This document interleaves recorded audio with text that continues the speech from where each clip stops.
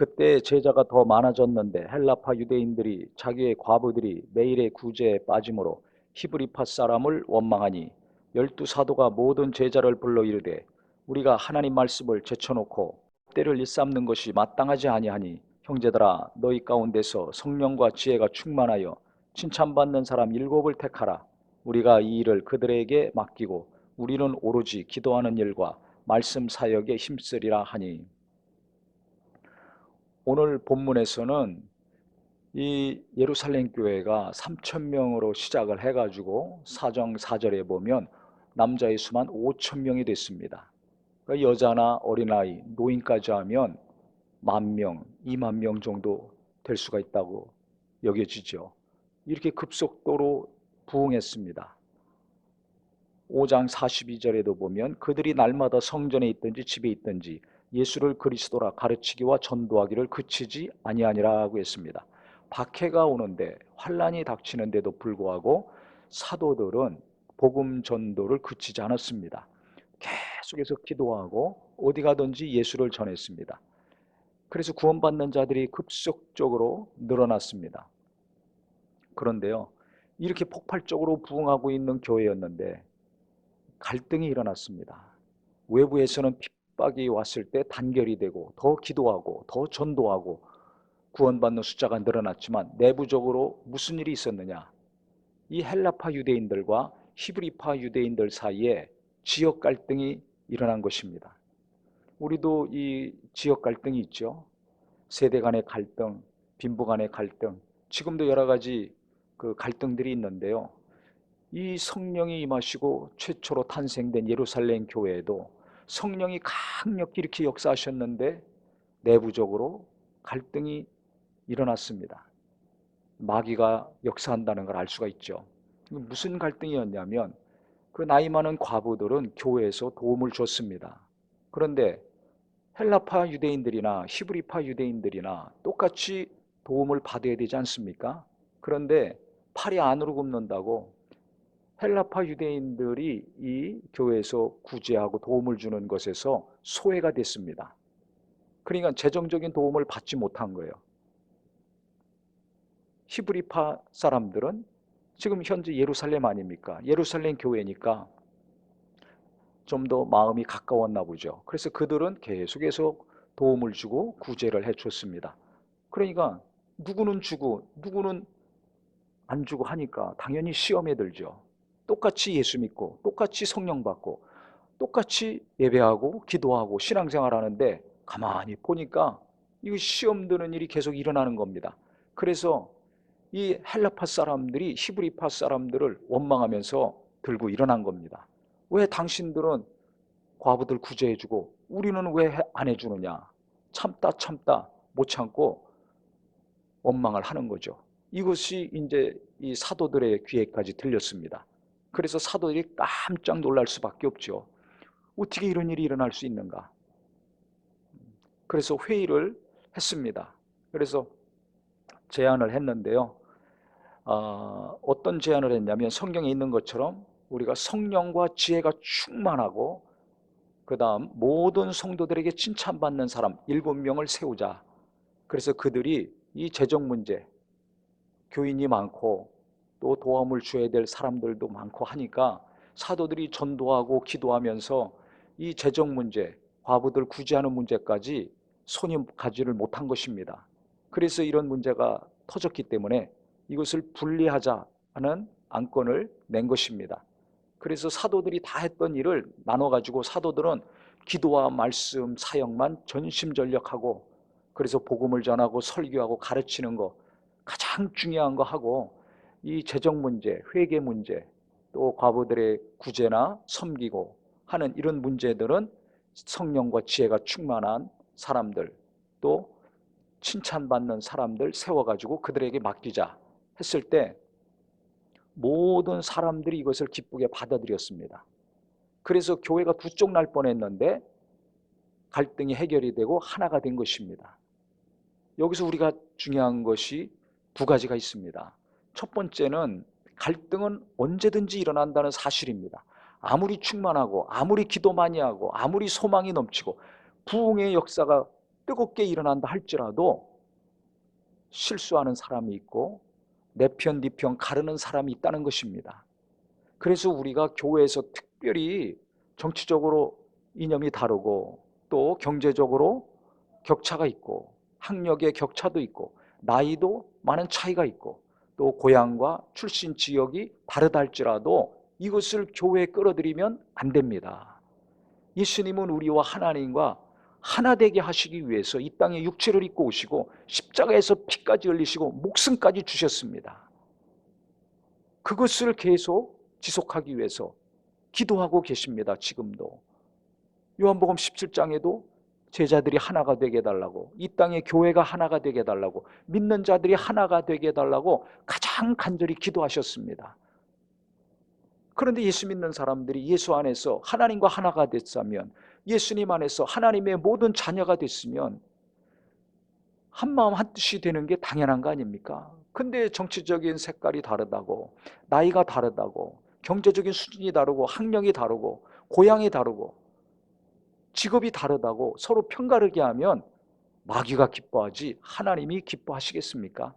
그래서 우리 성도님들은 절대 갈등을 유발하는 자가 아니라, 편가르기를 하는 사람이 아니라 예수 안에서 화목해 하는 사람, 하나 되기를 힘쓰는 성도님이 되기를 바랍니다.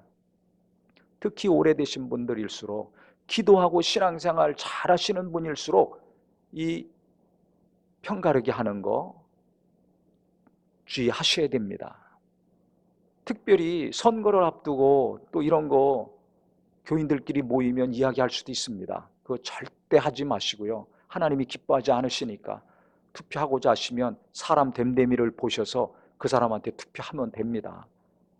우리 하나님이 기뻐하시는 자가 누군가, 누가 국민과 나라를 위해서 갈등을 해결하고 화합하고 하나로 이끌어갈 수 있는가, 그 사람을 잘 헤아리셔서 그분을 청와대로도 보내고 대통령으로도 세우고 지도자로 선택할 수 있는 지혜가 있기를 바랍니다.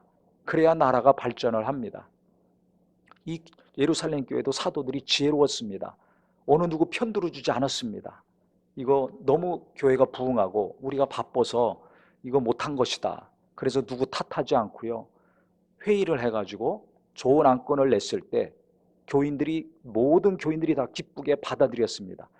자기들끼리만 밀실에서 야합한 것이 아니라 해결책을 공개했습니다. 온 교인들이 동의를 얻었을 때 기쁨으로 문제가 해결됐죠. 그래서 무슨 일이 있든지 간에 몇몇 사람이 자기들 마음대로 결정하고 실행하면 또 거기에 문제가 따라나게 됩니다. 엎친 데 덧친 격이라 그러죠.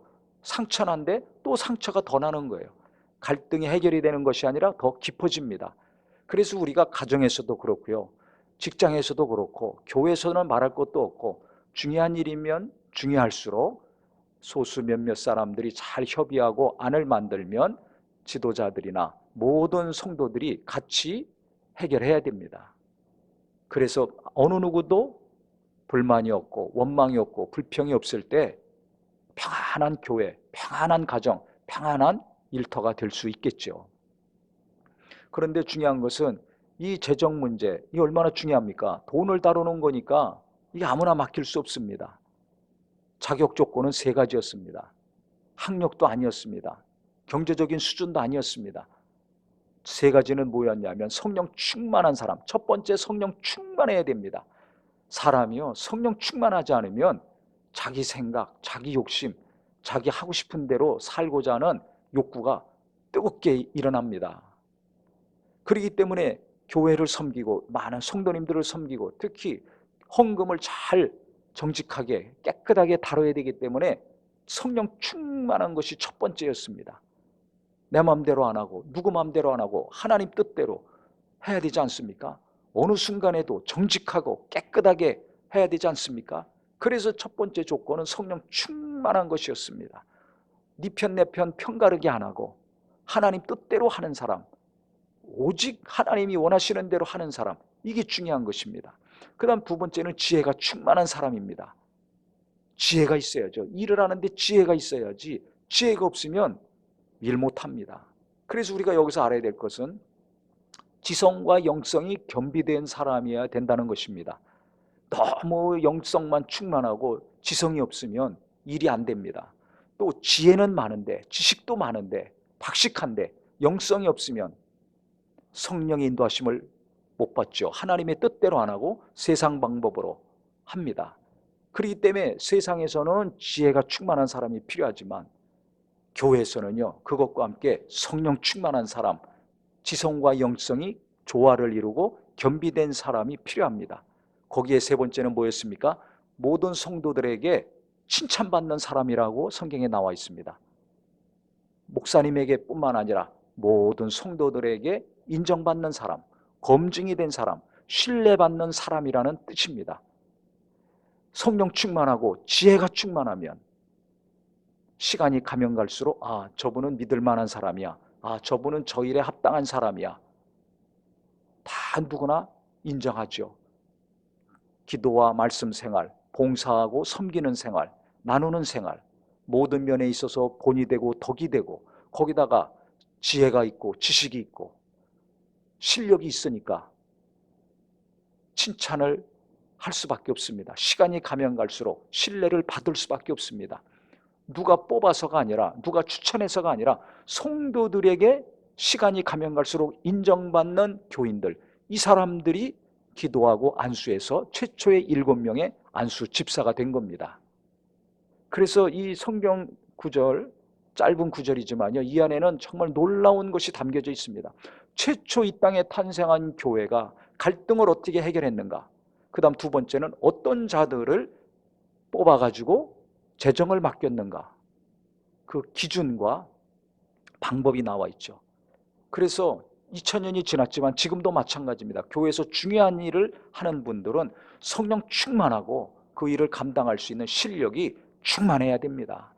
그 다음에 마지막에는 그것으로 안 되고 모든 교인들, 모든 사람들, 교인들이 너무 많다면 모든 직분자들, 리더들의 칭찬과 신뢰가 있어야 되겠죠. 성도들에게 인정받는 사람, 이게 진짜입니다. 목사님에게 인정받는 것이 아니라 모든 교인들에게 인정받을 때 그 사람이 확실한 사람입니다.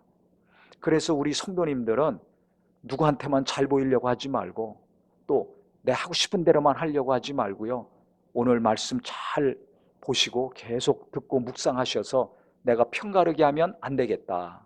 그 다음 두 번째는 내가 성령 충만하고 내가 봉사하거나 하고 있는 일에 전문가가 돼야 되겠다.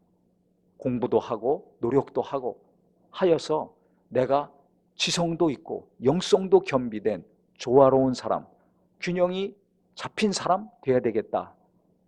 노력하시기 바랍니다. 이 균형이 있어야죠. 균형이 한쪽으로 치우치면 무너집니다. 그런 분들 많습니다.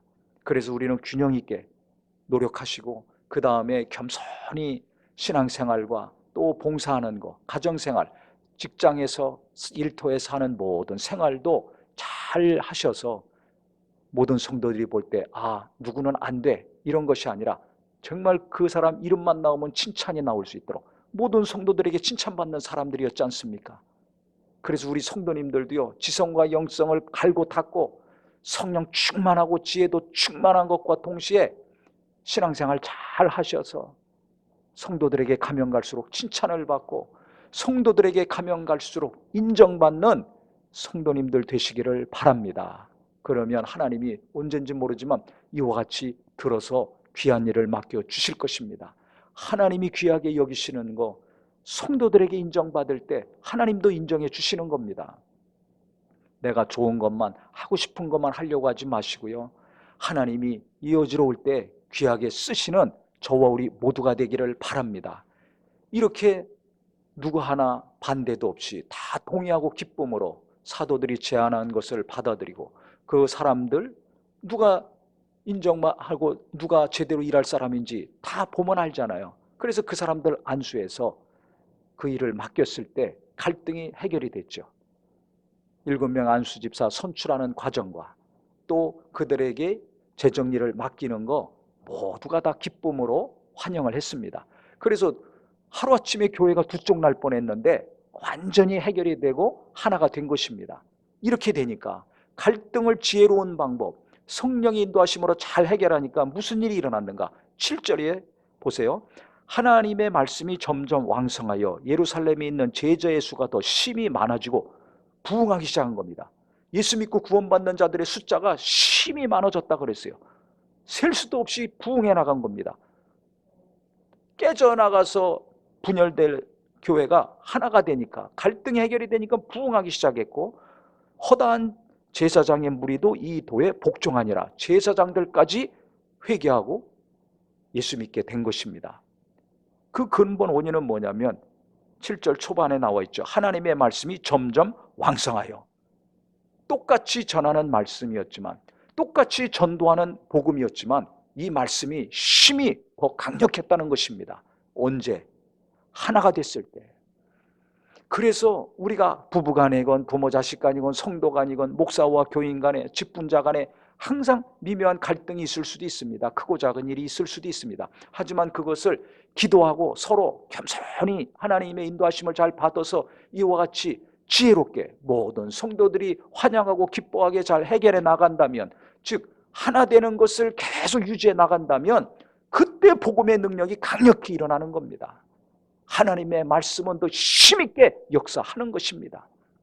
그래서 여기 성경에 있는 것처럼 점점 하나님의 말씀이 힘있게 역사하셔서 구원받는 자들이 많아지고, 우상을 섬기는 자들이 돌아오고, 믿음에서 떠난 자들도 돌아오고, 편가르게 하는 자들도 회개하고 돌아오고, 그래서 예수 안에서 자유를 얻고 구원도 받고 평안도 얻고 영생을 얻는 역사가 우리 교회를 통해서 또 이 땅의 모든 하나님의 교회를 통해서 이루어지기를 예수 이름으로 축원합니다.